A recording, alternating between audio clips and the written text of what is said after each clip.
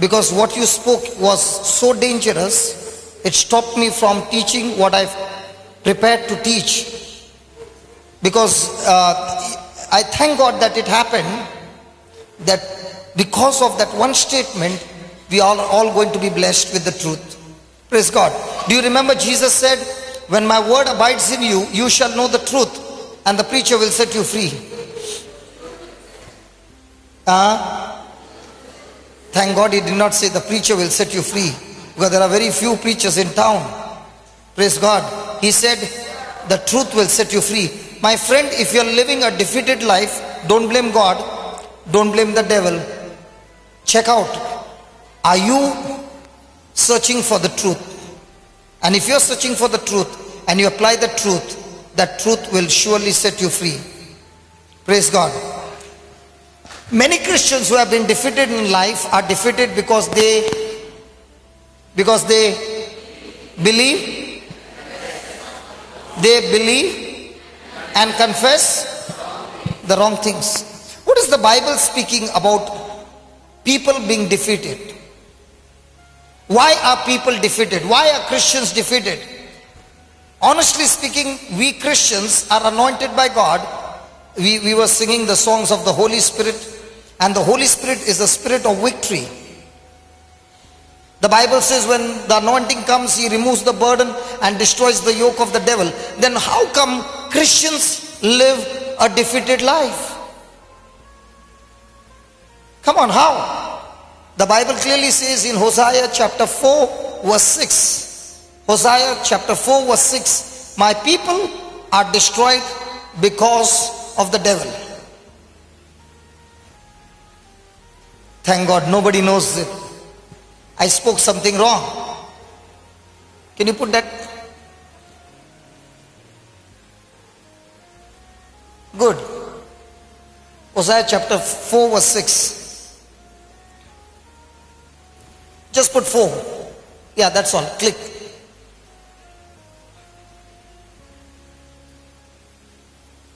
Go down. 6.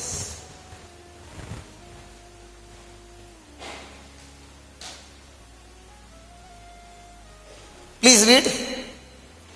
My people are destroyed because of the devil. Because God doesn't love you.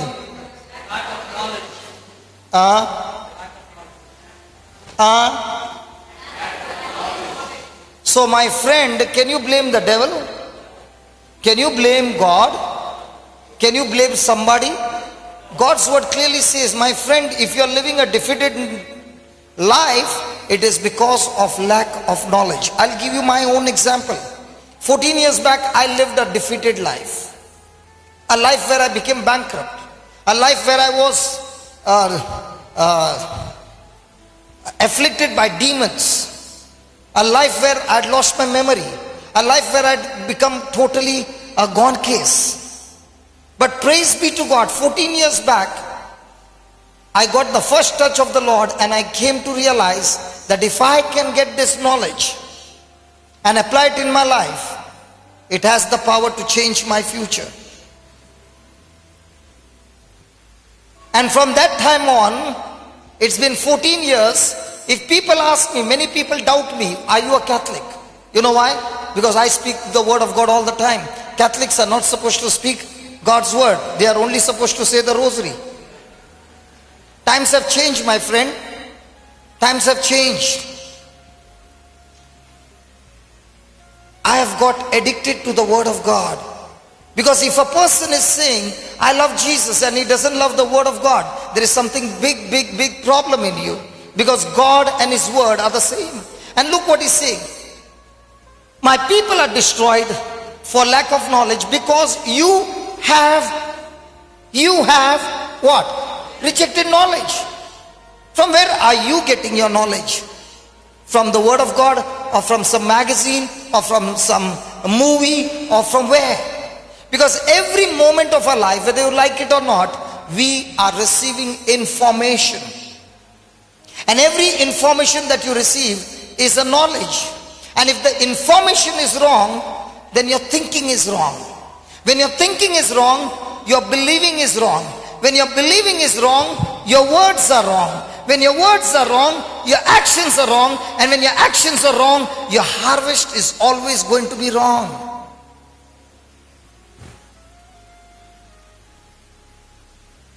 My friend, many a times people ask, hey brother, did you get any message? Christians don't require inspiration, they require more information.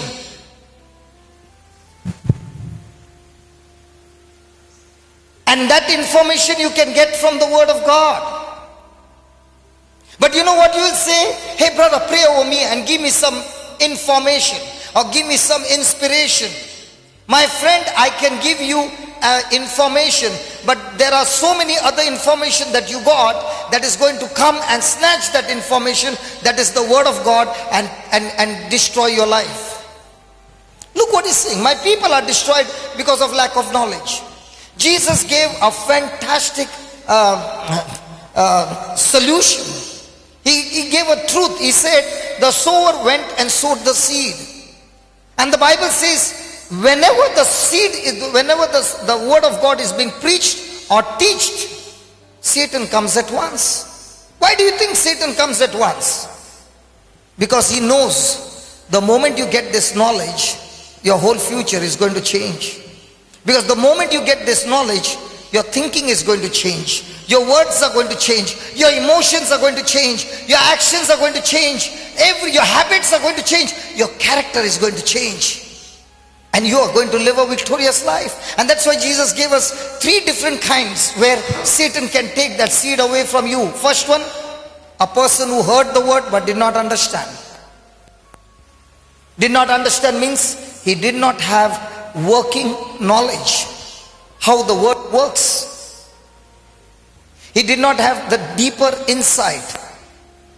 Second, the person received the word, but the moment persecution came, opposition on account of the word, quickly the person gets offended. Come on, my friend, as a Christian, how much does it take for you to get offended? Somebody did not call you, and that somebody called everybody. That's enough. Offended.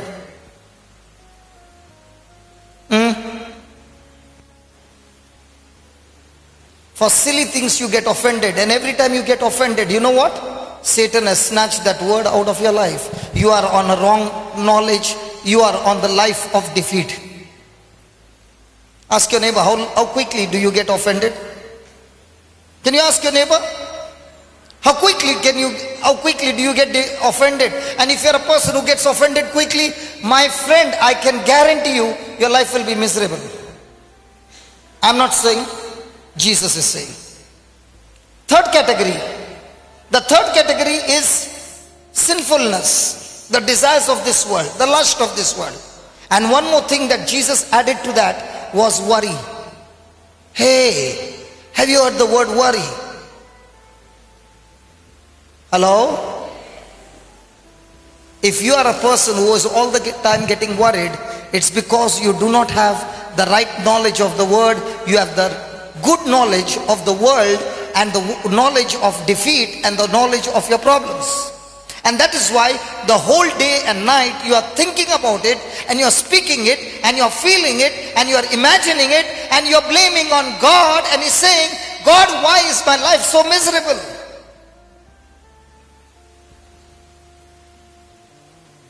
Praise God. Hallelujah. And He says, only those who hear my word and do what my word says, these are the ones who live a profitable life, a conquering life, a victorious life. How much do I spend time to feed myself with the word? You got a baby, right? Just give me 2 Peter. Let's talk about him. Come here, brother. 1 Peter chapter 2 and verse number 2.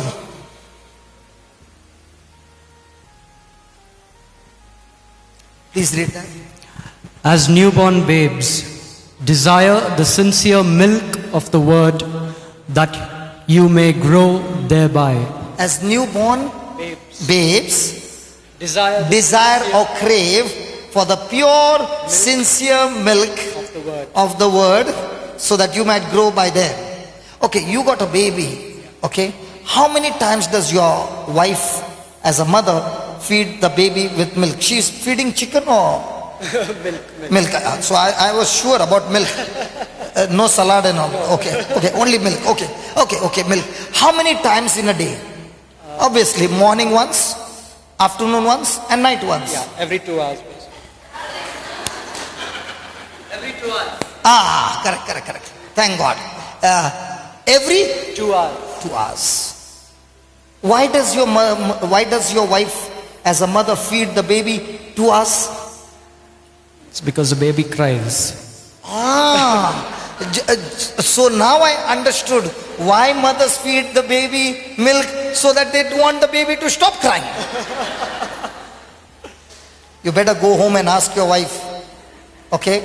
She feeds the baby every 2 hours because the baby is craving and hungry for more milk. Right? You, as a born again baby Christian, how many times do you suck the word of God as a pure spiritual milk? Sunday to Sunday. Hello, my friend.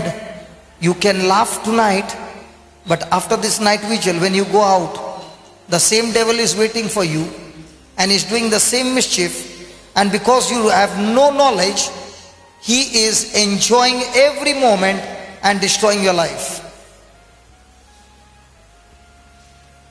Don't blame the devil. Don't blame God. Ask a question. Am I craving for pure spiritual milk? Or am I only a person who is praying continuously but not believing what I'm praying? And even if I'm praying, I do not know the truth what I'm praying.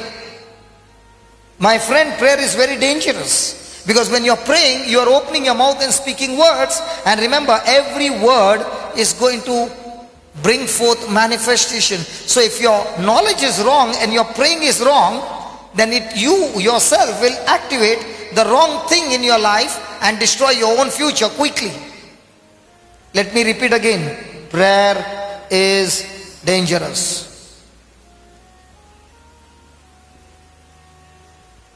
Praise God. Okay, she is feeding every 2 hours, right? Are they having a good relationship? Yes. Yes? A very good relationship. And the baby is enjoying? You saw that? Yes. Yeah. And why is the mother not giving the baby Pharax and all that?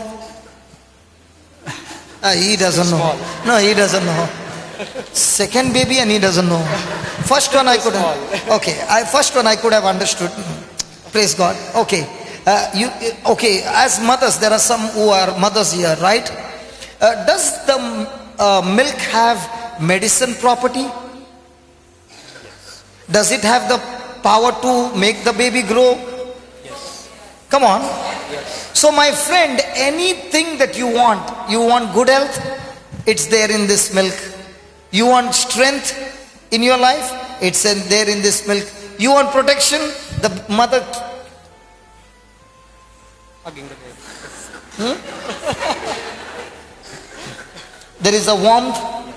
In the same way, when you are being fed with the word of God, you have a relationship within the Father and you, and praise God, you are having that love being shared between the two. Yes. Praise God. Acha, another thing, after the baby has finished drinking, what does the mother do? He must be, why did I say that one sentence, Lord?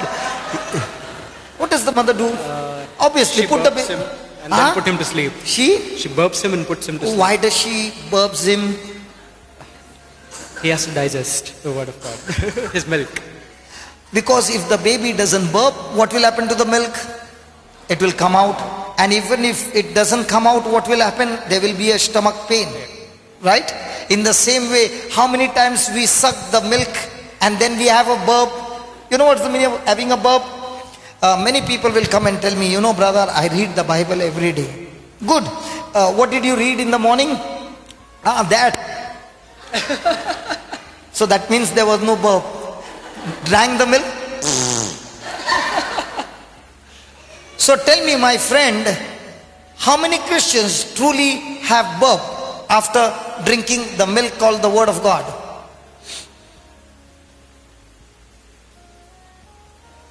How many people actually meditate on the promise of God? A person can read one chapter in a Bible and not remember anything, and another person can read only 3 words or 4 words and remember it the whole day. That person has got more burp than a person who read it for the whole chapter and did not remember anything. And you will remember, and you will agree with me, if the child vomits, not only the milk has come out, but other good things are also gone, and the child will become weak. And that's exactly what is happening in our life. The moment you are reading the Word of God, the moment, listen to this again, the moment a person takes the Bible in his hand, turns the pages and sits, you are a big threat to the devil. The devil doesn't like it, because that's the time when the relationship between the father and the child is growing into intimacy. And the devil will see to it that he makes a mess over there, and he will see to it that you don't touch the Bible again. Praise the Lord. Hallelujah. Hallelujah.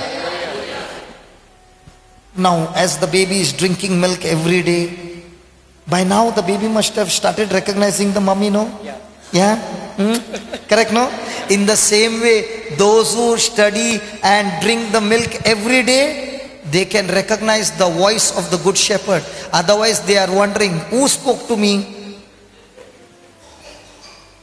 Was it the good shepherd or the stranger? I don't know. Or was it my husband who spoke to me? Hallelujah. My friend, ask a question to yourself. If you are living a defeated life, here is God saying, a baby cannot survive if the baby is being fed once a milk for the whole day or once a week. The baby is going to die. And that is how we are living a spiritually dead life, and we are wondering, I am praying so much, Lord, but there is nothing good coming into my life. My friend, are you drinking that milk? And after drinking that milk, have you got that burp? Have you got that digestion?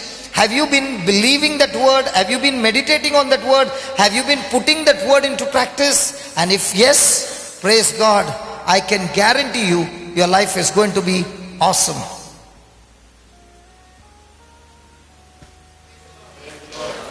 Hallelujah. He's saying, thank God it's over. Hallelujah. Just put that. Thank you, brother. Confession.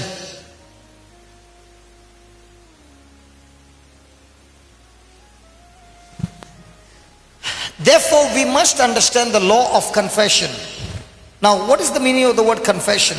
The word confession means to speak as it is. That is why we go for confession of our sins. If you twist the story or you dilute the story and you go and talk to the priest, by diluting or twisting the story, it's no longer confession of your sin. Confession of sin means to speak as it is. And therefore, in our life, we must understand the law of confession. If I want you to just think for a moment, if God the Creator created everything in this world by His word, so you can understand how powerful the word is. The word is the most powerful thing in the universe. Somebody might say, God is the most powerful thing. God is not a thing, He is a spirit. The word is the thing that is powerful. Are you there? Okay. Therefore, we must understand the law of confession. We have been given access to the power of God through our words. Tonight we are going to see lots and lots of healings. I am not going to leave this place before we see the healings. 100% guaranteed. Hallelujah. You know, when you all clapped your hands, it was like, when I was speaking the root, nobody clapped. But when I spoke the fruit, everybody clapped. And it looked like, so strange. Because what he spoke was a negative root by which he is going to produce the negative fruit. So I just said, tonight I'm not going to leave this place till we see mighty, mighty healings and miracles. Okay? Now I spoke about the fruit, you started clapping. So all this time I was speaking about the root which produces that fruit. So when should you start clapping? When you heard the root or the fruit? But our eyes are always fixed on the fruit. Hallelujah. Hallelujah. Lord, give me the fruit. And many people will be praying to God, God, bless me with the fruit. My friend, nowhere you will find a farmer saying that you get fruits on the tree just like that. There is lots and lots of labor, there's lots and lots of process, and then comes the fruit. And the fruit will come only when there is a root. Your word is the root which produces the fruit. So if your words are right, the root is right. So the fruit will be right. Ask your neighbor, how are your roots? Not many people are asking because they are saying, what to ask, brother? I know my root already. Hallelujah. So if your root is wrong, your fruit is wrong. And praise God, even if your root is wrong tonight, you can cut that root, change the root, and it will change the fruit. Praise God. Hallelujah. So we have been given access to the power of God through our words, which are weapons against the enemy. So how many of us are using our tongue as a weapon against the enemy? Now my brother was leading into praise and I was closing my eyes and I was enjoying every moment. I did not even want to look at the slide. I was just listening to those words and I was enjoying. You know why? Because every time you praise God, the word of God says, just give me Psalms 8 verse 2. The word of God says, even the small children and small babes, when they open their mouth and give God praise, it paralyzes the enemy, it defeats the enemy. Imagine if the small children are praising God and the enemy can get defeated. Just read that. Out of the mouth of and babes and sucklings, thou hast ordained strength because of the enemies, that you might still the enemy and the avenger. So in other words, he's saying, when the mouth of babes and suckling give God praise, the enemy is paralyzed, the enemy is defeated. Praise God. When we have retreats in Goa, I always tell my friends who come for the retreat, please bring your musical instruments and come. So these are all good instruments where they have practiced. Sit, brother. I'm not calling you again. Where they have practiced the keyboard and the other drum set or guitar, they have practiced. But there are many other musicians who have not practiced, but they want to play the music, like whistling. Somebody will bring a plate, eating plate, stainless steel with one stick. So people come with lot of instruments. So when our new person comes over there, that person feels, have I come to the right place?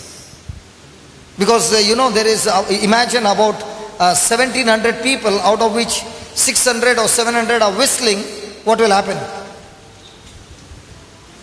Hello, are you there? Yes. So they will find themselves out of place. So this time I was telling the people on this scripture, and I said, this time we will not do it here, okay? Only in our house. Okay. I said, this time, here is a lady who has got a lump on her neck. Here is a lady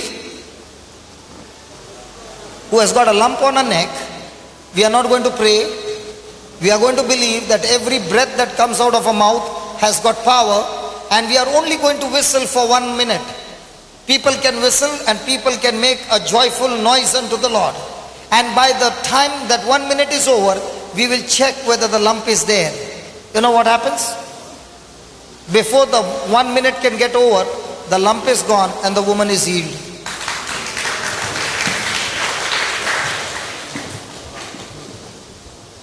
My friend, when you truly believe and praise God, there is such a power the enemy can never stand.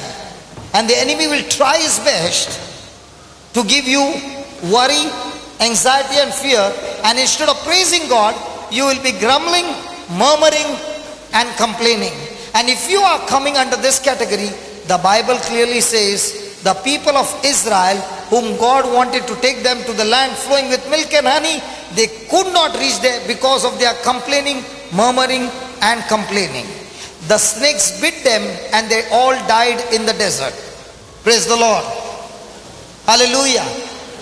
Hallelujah. Can you please ask your neighbor, is he talking about you? Complaining, murmuring and grumbling? You both asked each other? Praise God. My friend, I'm asking these questions because these are the truths. You can pray from morning till evening and still be a grumbler and a complainer. Your life is miserable. I won't even be surprised, because all kinds of different kinds of sicknesses will come into your body, because every time you're grumbling, you are speaking the words of the devil and not the word of God. Because in this world there are only two words. One, the word of God, and the second, the word of the devil. There is nothing called in between. Praise God. Should I continue or are you getting bored? Hello? Okay. Just put the slide. So, do you have a weapon with you? How does it look? You got a weapon and you have to load it with bullets, and the bullets are the word of God. When a person is speaking the word of God out of his mouth, he is shooting at the enemy. But a person who doesn't have the word of God and is complaining and murmuring, he loads the gun with the bullets of the devil and points the gun to himself and fires. Can you ask your neighbor, which gun are you using?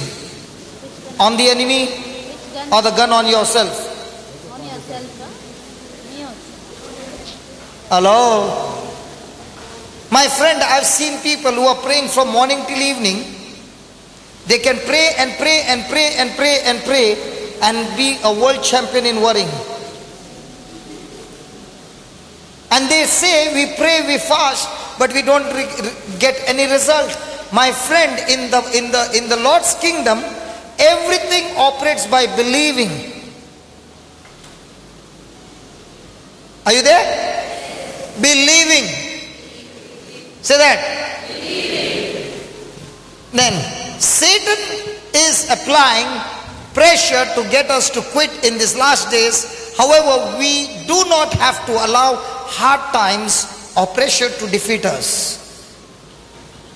Praise God. I'll give you an example.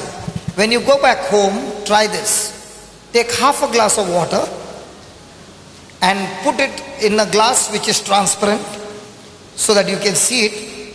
And then take a few drops of oil or little oil and pour it on inside that glass. What happens? Where is the oil? It is floating on top. Then you take another jug of water and pour it on that oil. Now what happens to the oil? Huh? But you're pouring water from up, no? That's exactly the mark of a true Christian. A true Christian is a person who speaks the word even in the times of trials, even in the times of defeat, even in the times of agony, even in the times of pain. No matter how much the devil puts pressure, he's still floating on the